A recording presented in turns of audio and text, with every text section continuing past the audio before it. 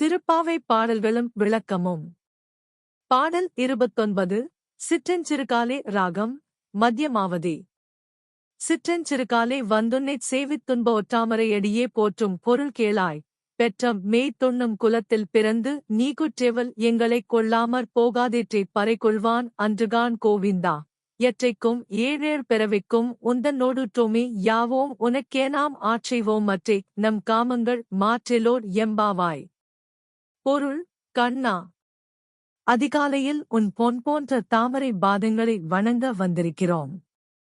அதற்கான காரணத்தைக் கேள். பசுக்களை மேய்த்து பிழைக்கும் ஆயர்குலத்தில் பிறந்த நீ எங்களது இந்த சிறு விரதத்தை கண்டுகொள்ளாமல் விட்டுவிடாதே. நீ தரும் சிறு பொருட்களுக்காக அணிகலன் முதலானவை இந்த விரதத்தை மேற்கொள்ளவில்லை என்றும் 7 பிறவிகளிலும் நீ எங்கள் குலத்தில் பிறக்க வேண்டும். எங்களை உன் உறவினர்களாக ஏற்க வேண்டும். உனக்கு மட்டுமே சேவை செய்யும் பாக்கியத்தை தர வேண்டும். இது தவிர மற்ற விருப்பங்களையெல்லாம் நீயே அழித்துவிடு.